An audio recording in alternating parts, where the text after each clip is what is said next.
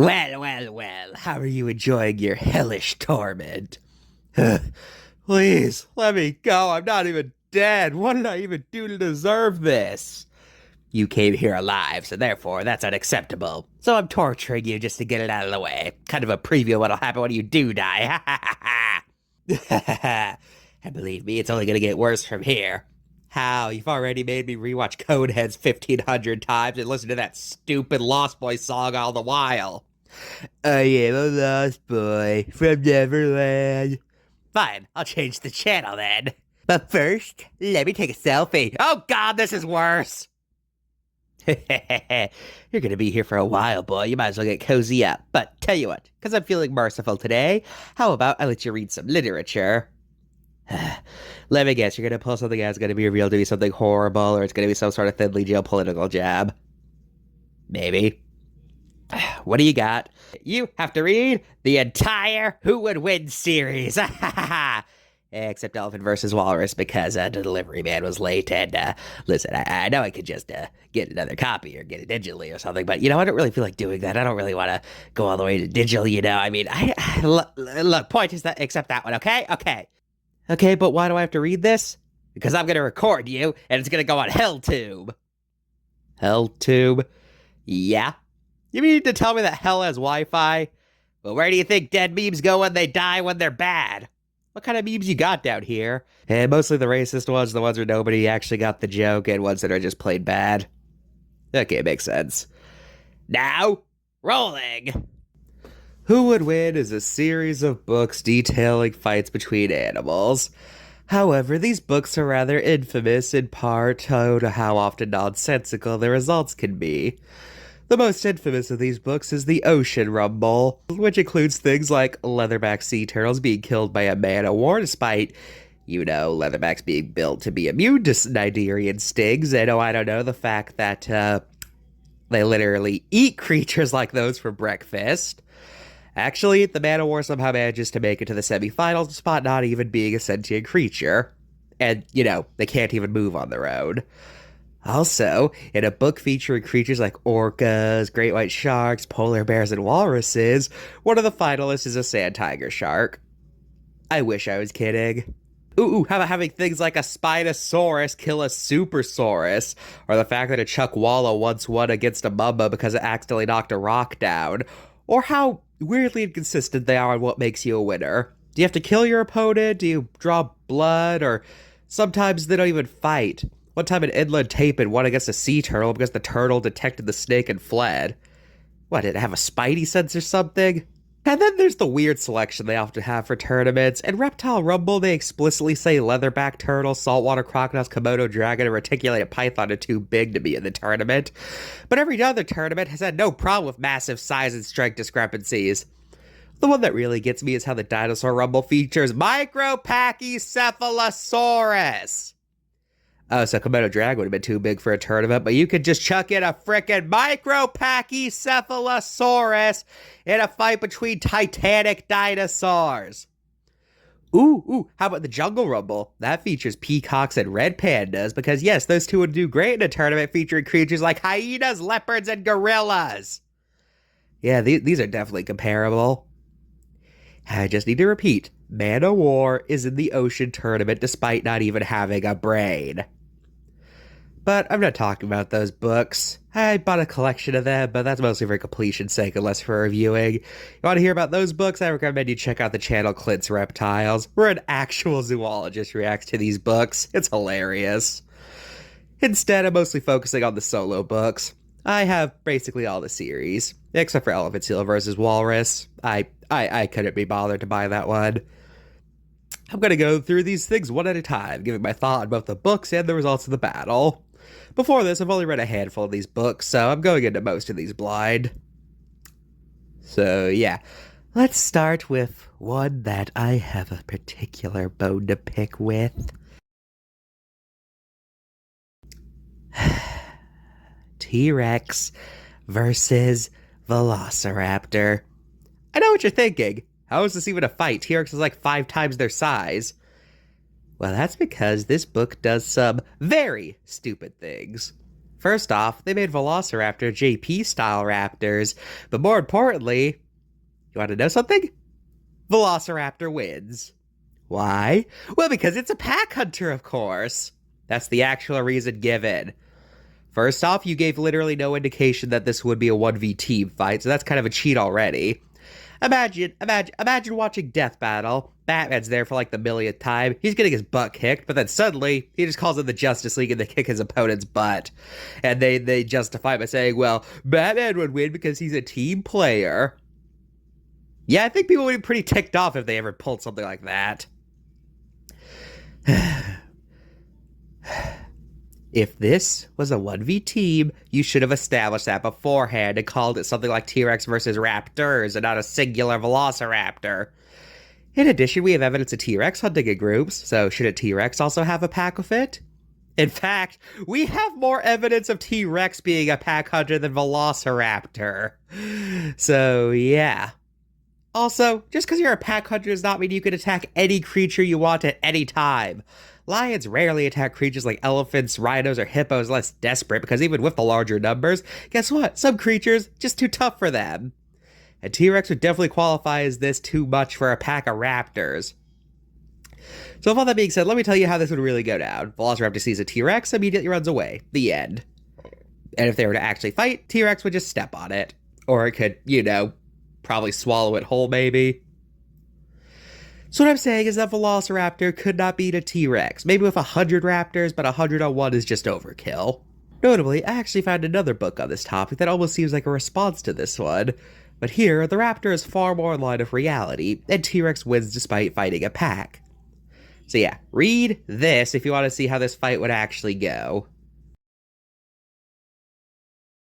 This is another one I remember reading, but I didn't really care as much since this one didn't suggest with a straight face a creature could defeat something 5 times its size.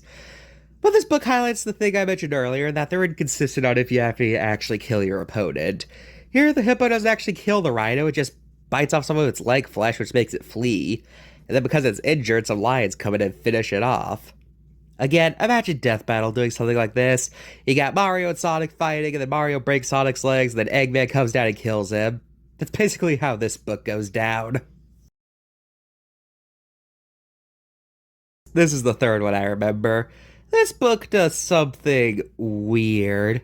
Some ways through it interrupts itself to point out that the honey badger would also make a good opponent. And it's just like, why bring this up? Imagine Death Battle interrupting itself partway through just to say, hey, this character would also make a fitting opponent. And it's just like, if you think it's a fitting opponent, give it its own fight. Don't just randomly stop what you're doing just to say, this would also make a good opponent. There's also a weird section here. They just start listing off adjectives people describe these two with. Then it goes on to say, go get a dictionary and find out what these mean. So I guess in the middle of what's supposedly a zoology lesson, it wants to teach basic English, I guess. Also, I love how in the legends section, Wolverine gets this whole story while the Tasmanian Devil just gets, its roar is scary. Not going to elaborate on what that means. Not going to elaborate on how its roar caused European settlers to think it belonged to the devil, which is how it got its name. No, just its roar is scary. Okay. Anyway, Wolverine wins. Don't care. It's fine. It's fine. Also, the checklist for advantages includes voice. Yeah, I'm sure that being able to talk loud would really help in this fight. And again, Honey Badger is here, and I'm just wondering, did they want to make Honey Badger versus Wolverine and just weren't allowed to for some reason? Because I don't get what the joke of this running gag is. This is the last one I remember reading before making this video. I'm like 95% sure that this book's meant to be like a PSA for the invasive Burmese python in the Everglades, because why else would they pick this matchup? Anyway, the book makes the classic mistake of calling caiman small, even though the largest caiman is larger than the largest alligator. So, boo, stop with caiman slander. Also, I find this segment on big snakes funny since it's just like, longest snake, heaviest snake, biggest snake in Africa. Another large snake. Imagine being in a record book, but you are just the other guy. Also, there's this weird segment where they go on to disqualify the saltwater crocodile for being too big and the thread snake for being too small. Although, don't worry, they do say they'll make saltwater crocodile versus mosquito. What a good joke. Can you imagine actually them doing something like that? That would be so stupid. And then they describe constriction as strangulation instead of cutting off blood flow, so this book's outdated. Anyway, Python wins, but the fight's so stupid because the alligator has the python in its mouth at one point, but then it just spits it out because it feels weird. What?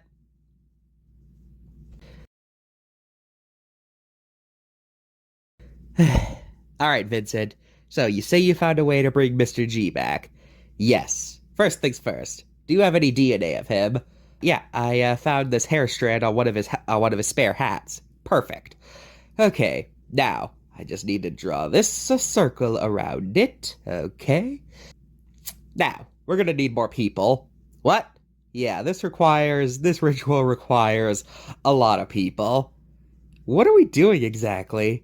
We're gonna summon him. Summon him? Thought that only works on ghosts. No, no, no. You can summon anything if you have enough people. This is a powerful spell too. Can pluck things from other universes. So, we're gonna need more people. All right then. I'll start making phone calls.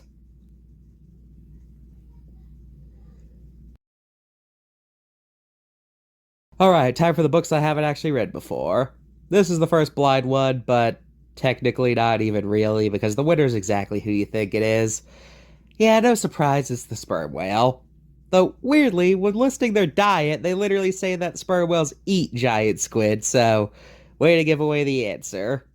Also, weirdly, they don't call sperm whale anywhere on the cover, front or back. In fact, they don't even call it sperm whale till we get to its profile. That's weird. Maybe they're afraid of parents freaking out if they saw the word sperm on the cover of a kid's book or something. I don't know. But yeah, sperm whale wins. No shock. Another no duh book goes exactly how you think it would go. It does do something weird, though. It makes it seem like the only reason orcas win is because of their intelligence and not, the massive size advantage they have. Also, one of the potential advantages listed is dorsal fin. I'm not kidding. Hey, to any of you making animal versus animal shorts, you better start including dorsal fin as a stat or I'm gonna riot. Well, at least Hyena's not fighting a lion. That's finally something different for one of these versus debates. Anyway, this is hyena versus honey badger. Let's skip the preamble because honey badgers are pretty hated by animal debaters, so I'm not going to poke this hornet's nest in my opinion. Let's see what this book says. Randomly near the end of the analysis, it goes into this art museum. Not to show off real art of these two, just the two creatures in the style of famous painters. What is the point of this? Did the illustrator just want to flex and be like, hey, look at this, I can imitate these guys' art style. Pretty cool, huh? This is a very strange thing, and I don't know why they did this. Again, imagine Death Battle doing something like this, where before the fight begins, they're just like, oh, hey, let's show off some fan art of these guys. Look at this, look at this, look at this. Okay, let's fight. Because it's just like, what? Why? Anyway, oh boy, how do I put this? Honey Badger wins. Okay, don't get mad at me. Argue in the comments about this. Okay, okay, please do not get mad at me. I'm just the messenger here. Do not shoot the messenger. I'm not poking the nest. I'm not poking the nest. Though, this is yet another one where the loser doesn't actually die. The badger just breaks the hyena's leg so it runs off. Hey, but I got a question. Why did the hyena not just call in more hyenas? I thought that attacking a pack hunter was stupid. That's exactly what you said, T-Rex versus Velociraptor. Why didn't the hyena call in its pack? You didn't just do the whole calling it pack thing of Velociraptor just so it could win, did you? Did you? You're not changing the rules of these things just to get the winner you want, are you? Because that would be a pretty bad way to have a debate, wouldn't you say? What exactly is the connection here? Anyway, yeah, you read that right. Jaguar versus skunk. Well, definitely in a fight, it would go to Jaguars since they're way larger, and I don't even think skunks have a way to kill Jaguars. Like, at all. But I have a feeling you're gonna do something stupid and have the skunk spray the Jaguar and make sure it runs off nauseous. And then that'll have the skunk declared winner. I called it! I called it! I called it! I called it! That is exactly what happens! There's not even a fight here. It just tells a tale of the two going on their nightly duties when the Jaguar sees a skunk that moves in, but then it runs because it can't stand the smell. Like I said, do you have to kill your opponent or not? Because what makes someone the winner in these things?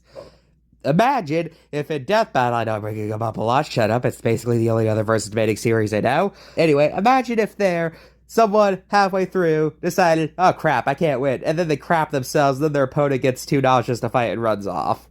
That's basically what happened here. Stupid matchup, stupid verdict, moving on.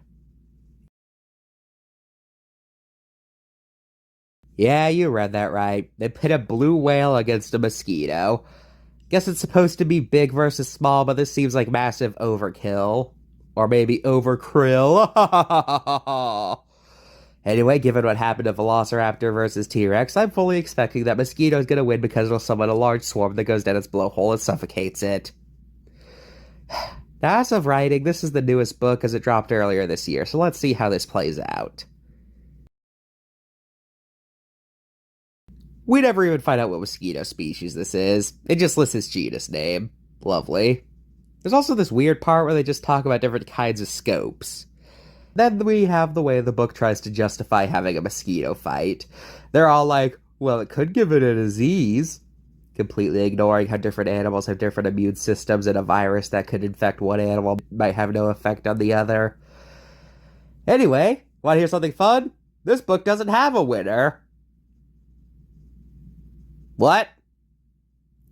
The fight opens with the blue whale killing a bunch of mosquitoes, but then some swarm around the blue whale trying to suck its blood, but its skin's too thick. The one bites its tongue and ejects the whale off a virus, but it doesn't die, it only gets sick, and the book ends with it just straight up asking you who you think won.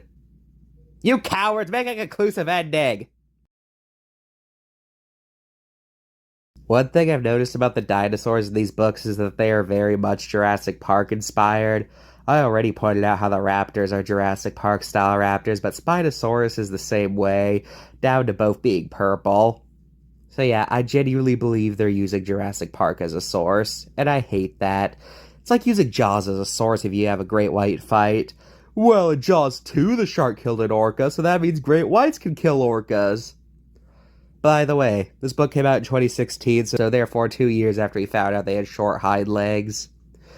And yet Spinosaurus still looks like it's straight out of the 2000s. They even have a skeleton in the book showcasing the notch Spinosaur had in real life, but the creature in the book still has the semicircle from the 2000s. What the heck?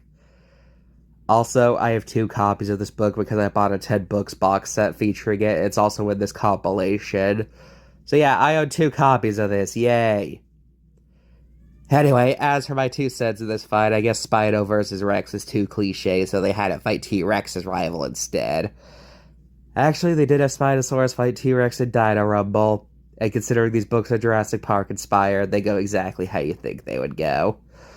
But then again, considering the Spinosaurus killed a Supersaurus, is that any surprise to you? Strangely, most of this book isn't even spent talking about the combatants, but rather paleontology in general, which is weird.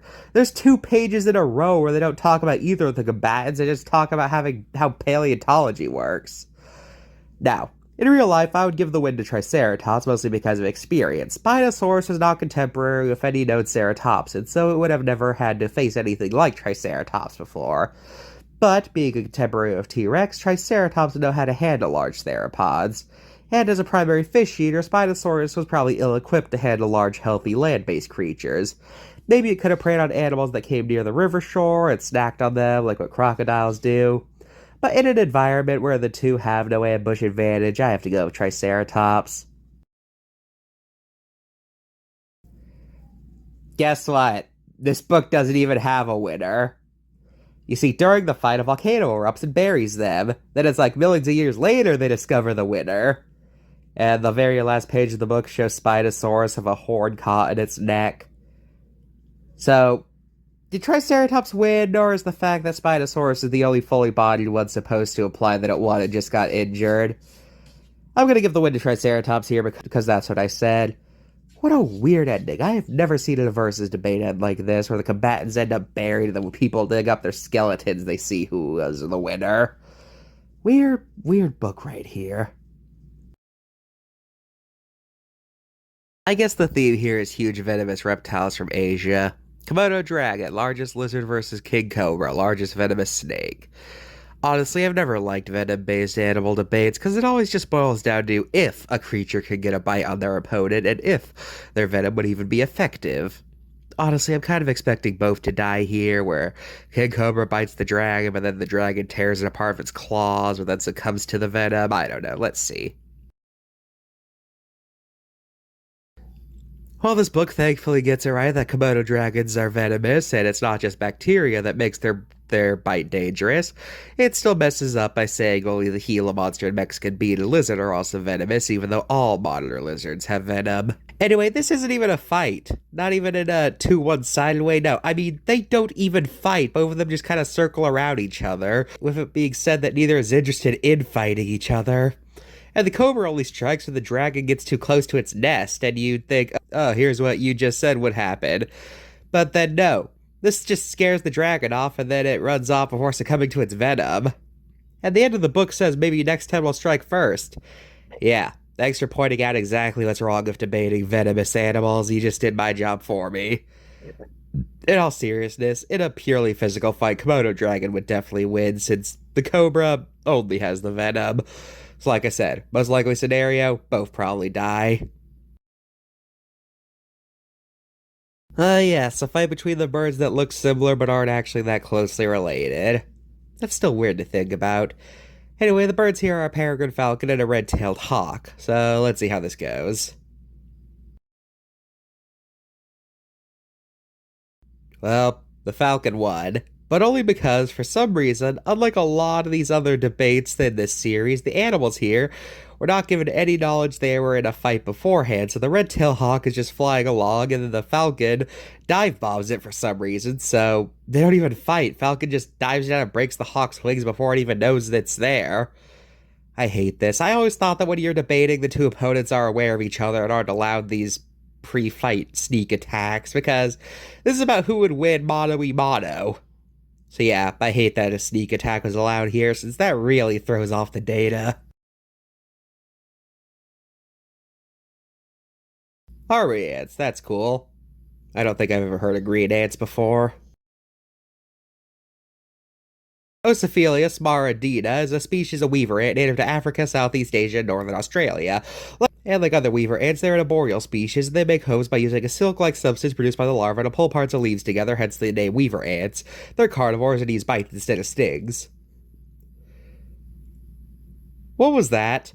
Sorry, I sometimes I just get this weird feeling and I feel the need to blurt out ant facts. Okay then, just keep putting on the makeup. Why do we need the makeup again, Vincent? It's for the ritual, stop questioning things. Well, they managed to get both of these guys' locations wrong. Yes, there are African army ants, but the specific species listed here doesn't live there. And the green ant lives in more places than just Australia, so they managed to mess both of these up. There's also this weird fill in the blanks quiz in this book where the connection being that every word has ant in it, you gotta figure out the rest of the letters. Again, I guess these books also want to teach basic English or something. Anyway, army ant wins. Yeah, that's fine. I don't really care about green ants. Well, considering that some species of lobster literally eat crabs, this doesn't appear to be a coconut crab, my money's going towards the lobster.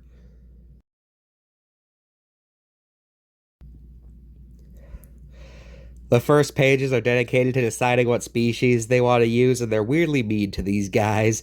They reject the shovel-nosed crab because it's too weird looking. Ouch. Anyway, the ones fighting are the American lobster and the blue crab.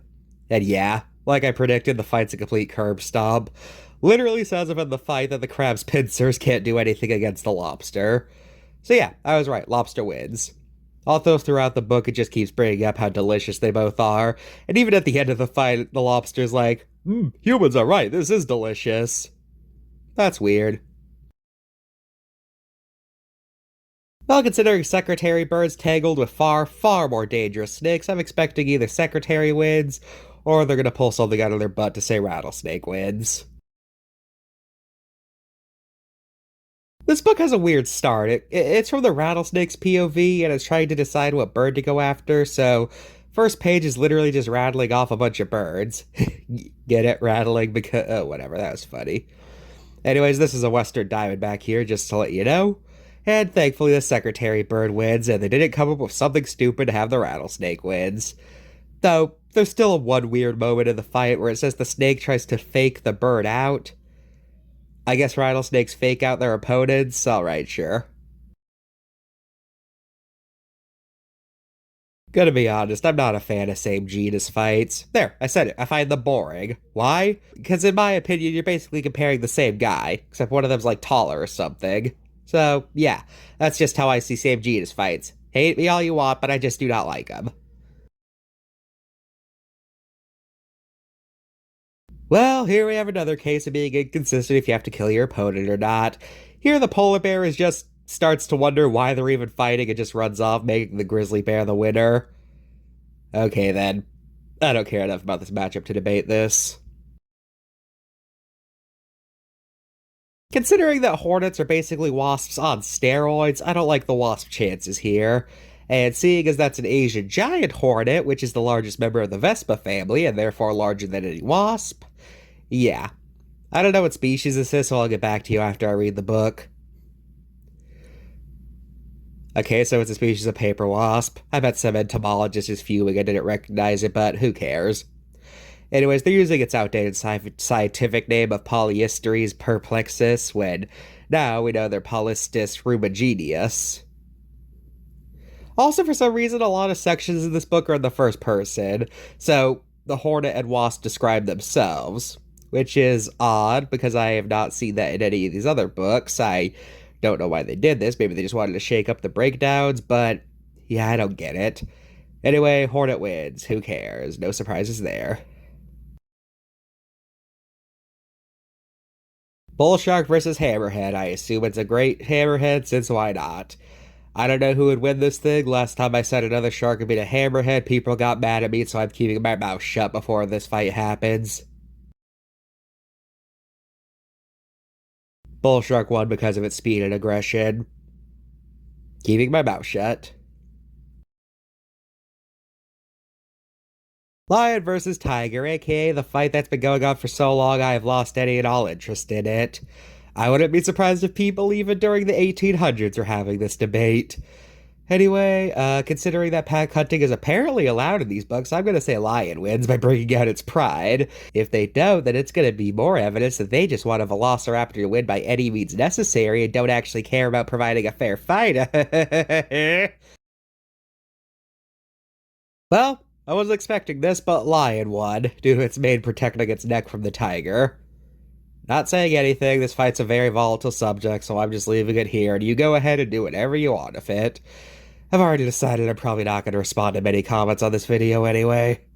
I will say this. I thought you guys said attacking a pack hunter was a bad idea, and nature isn't fair on if things are 1v1 or not. So why is the lion alone? You weren't just looking for an excuse to have Velociraptor win, were you? Because so far, this is exactly what it's seeming like, since besides Velociraptor, no other pack hunter has been allowed to bring pack members. It's almost like you were wanting Velociraptor to win by any means necessary and had to make up a rule that would allow it, because that's what it's seeming like to me. Yes, one of the most famous animal debates of all time. Let's see how this plays out. The species used here are the Goliath bird eater and the Death Stalker. Anyway, Scorpion wins, which has always been my stance on this debate, since the Scorpion always seemed like it had the easier weapon to use in a fight like this. Also, one of the stats at the end is home. Yes, home. Imagine losing a fight, one of the reasons given is that someone thinks your home sucks. You know, forget what I said about dorsal fins. UAVA guys, start including home in your stats. I want to see that. Please, please, please.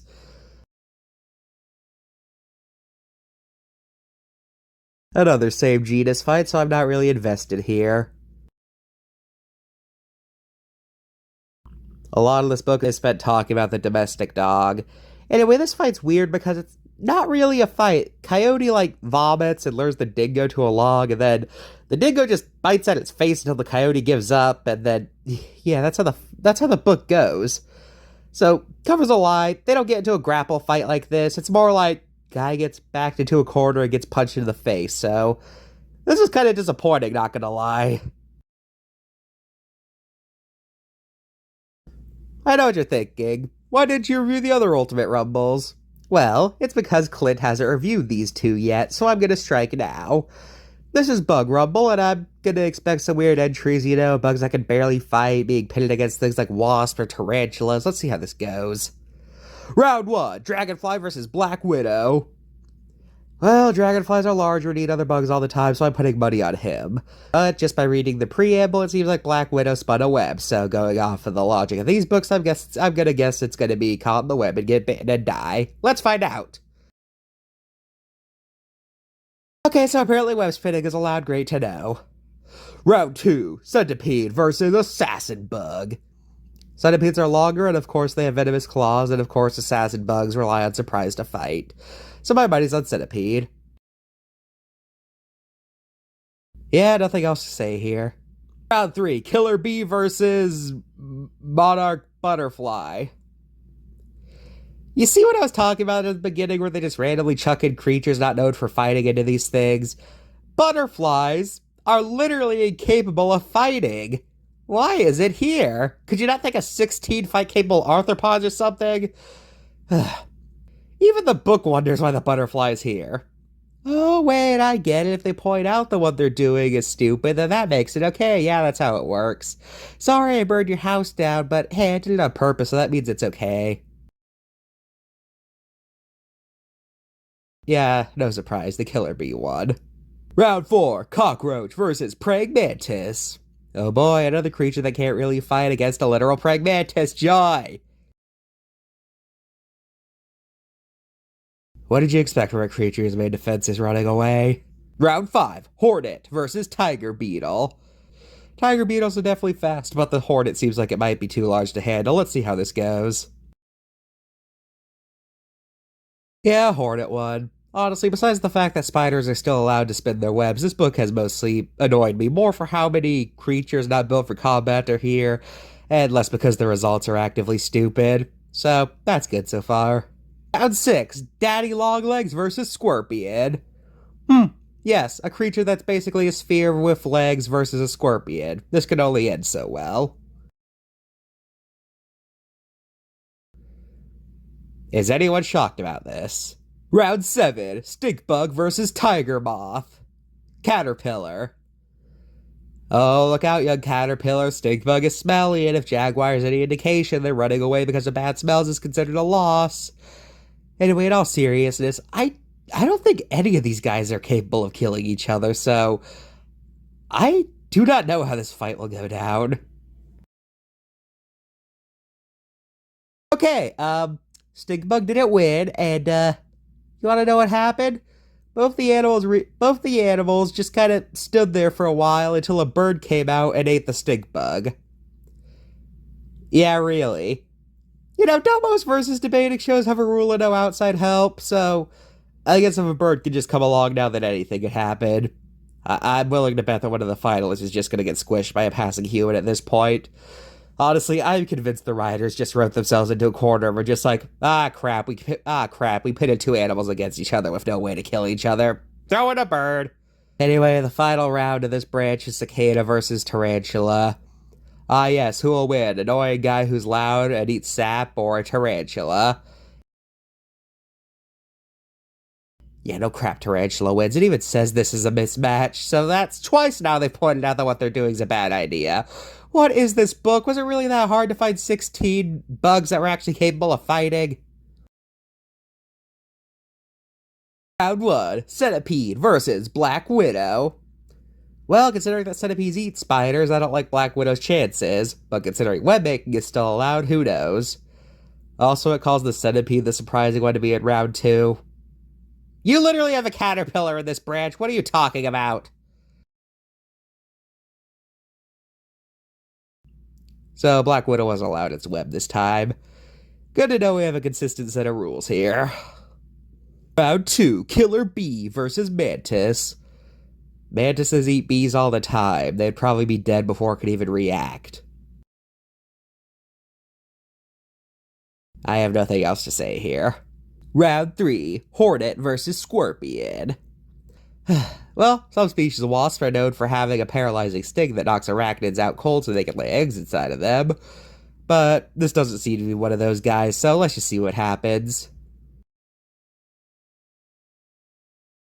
Hornet won since it could strike from above, which I guess makes sense. Round 4, tarantula versus tiger moth caterpillar. Oh boy, luckiest caterpillar's back. It's probably gonna win because someone steps on the tarantula or something. Let's see how this goes.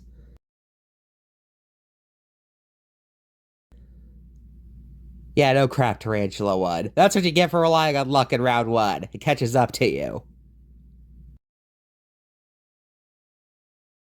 Round 1, mantis versus centipede. I'm actually not sure how this could go. Let's see what happens. Mantis won because it's more agile and ripped off the centipede's legs one by one. No comment. Round 2, tarantula versus hornet. Considering its aerial advantage and the fact that it just beat a scorpion, I expect the hornet to win this whole tournament. Yep, it won. Now I'm expecting it to win the whole tournament. And now, the epic conclusion, mantis versus hornet. Yeah, hornet wins.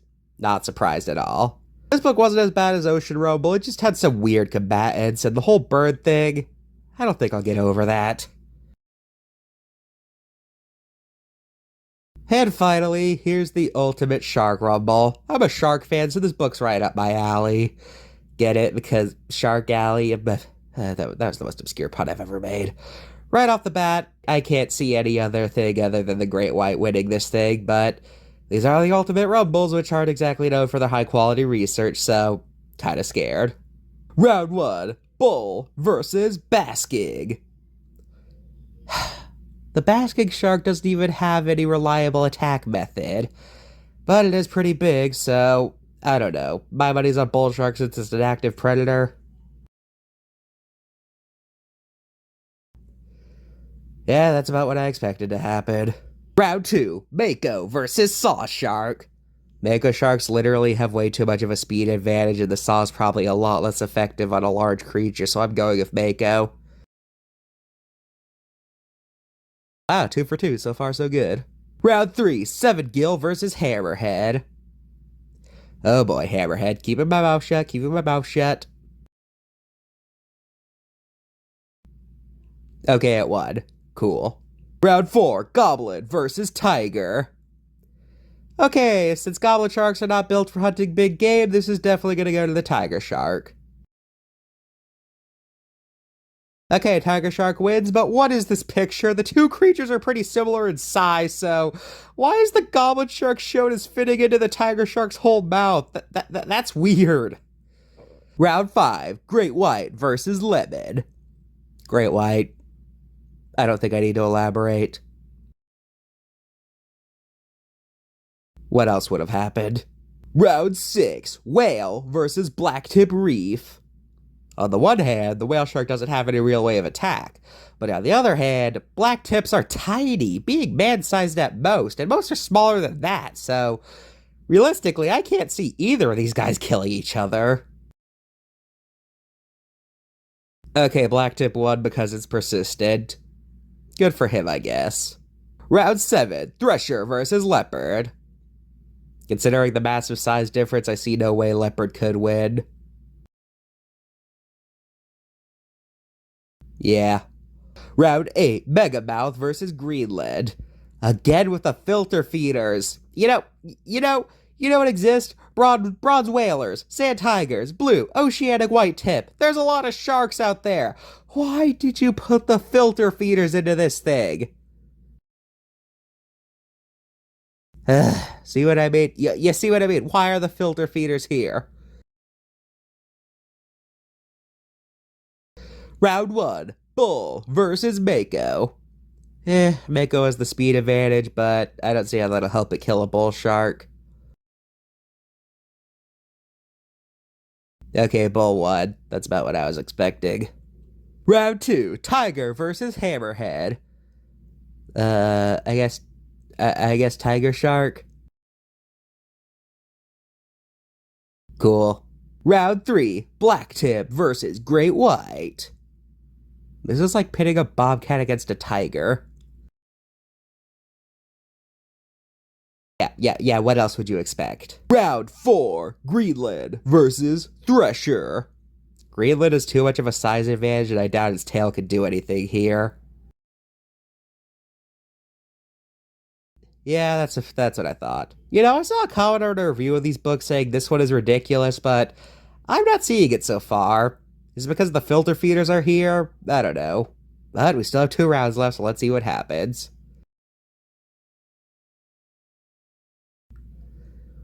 Round one, bull versus tiger. Tiger's larger, so I'm giving it the victory.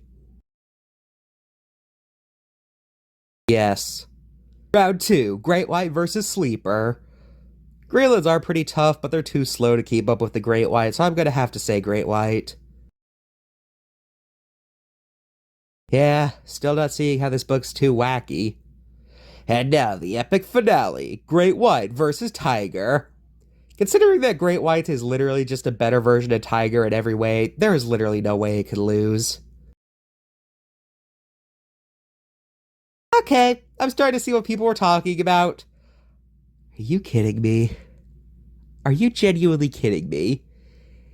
You were doing just fine beforehand, but you tripped at the finish line. Yes, Tiger Shark somehow wins. Doesn't even explain how. It just says, yeah, ordinarily Great White would win, but this Tiger Shark is just better, is just a better warrior than usual. And it's just like, what does that even mean? What are you saying? Are you kidding me? Is it something to do? It's one thing to do something like this, but to not even justify it, just going, yeah, normally they would lose, but this one's built different. Are you kidding me? I'm starting to see why people hate this book now. Yeah, I am definitely seeing it now. Did you just not want Grey White to win, and so you were just like, let's have Tiger win, but how will it win? Just say it was built different. That's the dumbest way I've ever seen a versus debate end. Ugh. So that's most of the books besides Walrus versus Elephant Seal, but I don't think we're missing much by skipping that.